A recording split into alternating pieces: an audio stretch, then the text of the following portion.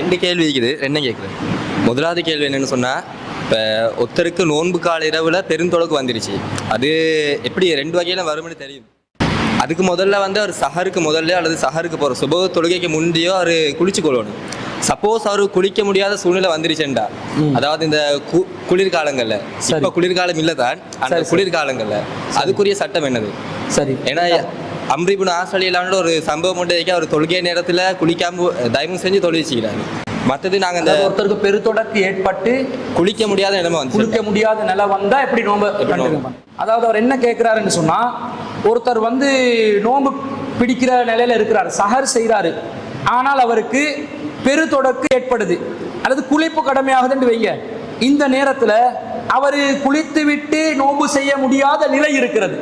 அந்த தண்ணீர் அவருக்கு விபத்தை ஆபத்தை ஏற்படுத்தி விடும் என்ற மாதிரி ஒரு சூழல் இருக்கும்போது அவர் எப்படி நோன்பு நோட்பது என்று கேட்கிறார். பொதுவாக நாங்கள் விளங்கிக் கொள்ள வேண்டிய ஒரு விஷயம்தான், இந்த நோன்பு சம்பந்தப்பட்டதே இல்லாமல் பொதுவாகவே ஒருத்தர் காலையில குளிப்பு கடமையான நிலையில் இருக்கிறார். நோன்பு என்றது ரெண்டாவதா சொல்றேன்.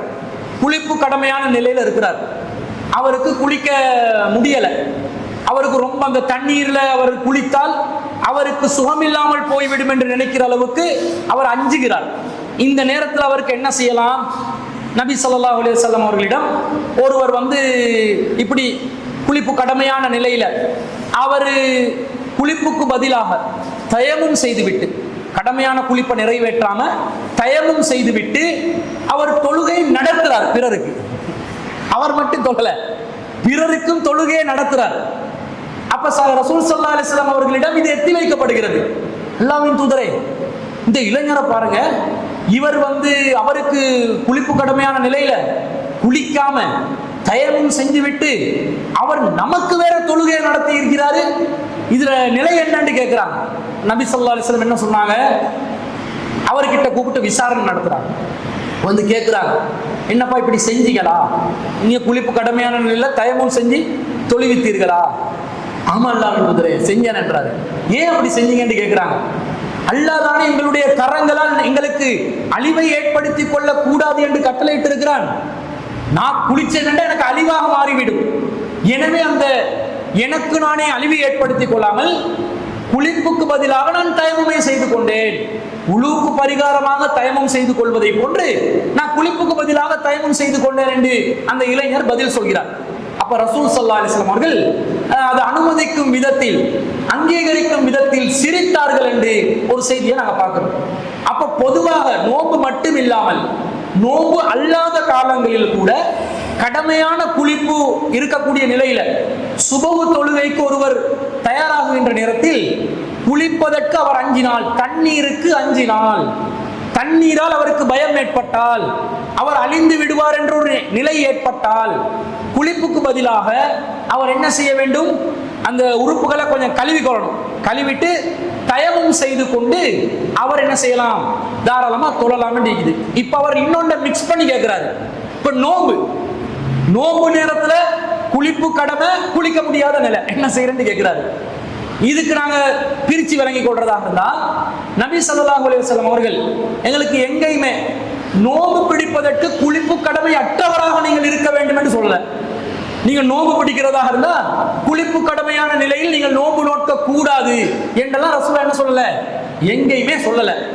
இன்னும் சொல்ல போனால் நபி ஸல்லல்லாஹு அலைஹி வஸல்லம் அவர்கள் குளிப்பு கடமையான நிலையில் சுபஹுவை அடைவார்கள். அப்படியே வருது. நோம்பு காலத்துல ரசூலுல்லாஹ் குளிப்பு கடமையான நிலையில சுபஹு நேரத்தை அடைவாங்களாம். சுபஹு நேரத்தை அடைஞ்சாங்க. இப்போ உதாரணத்துக்கு எங்க நாட்டில் சுபஹு நேரம் 5 மணி என்று வைங்க. ரசூலுல்லாஹ் குளிப்பு கடமையான நிலையில 5 மணியும் 1 நிமிடத்தையும் அடைந்தார் என்று வைங்களே. அப்ப அவர் 1 நிமிஷத்துக்கு என்ன செஞ்சுக்கிறாரு? குளிப்பு கடமையான நிலையில நோன்பு அடைஞ்சிக்கிறார் என்று அர்த்தம். ரசூலுல்லாஹ் என்ன பண்ணினாங்களா? குளிப்பு கடமையான நிலையில சுபஹு அடைஞ்சிட்டு பிறகு குளித்து விட்டு தொழுகையை நடத்தினாங்கன்னு வருது. அப்ப ரசூலுல்லாஹ் சுபஹு அடைஞ்சி குளிச்சு வாரத்துக்கு ஒரு 10 நிமிஷம் டைம் எடுத்தாலும் எத்தனை நிமிஷங்கள் ரசூலுல்லாஹ் குளிப்பு கடமையான நிலையில நோன்புல இருந்திருக்கிறாங்க? 10 நிமிஷம். 1 நிமிஷம் இருந்தாலும் அது பாத்திலா இருந்தா 1 நிமிஷம் இருந்தாலும் 7 ஆண்டு ஆகிடும். அப்ப குளிப்பு கடமையான நிலையில் சுபஹுவை அடைந்து குளித்து விட்டு ரசூல்லா தொழுகையை நடத்தி இருக்கிறாங்கன்னு சொன்னா, ஒருவர் குளிப்பு கடமையான நிலையில் சுபோகுவை அடைவது மார்க்கத்துல எந்த வகையிலும் தடை இல்லை.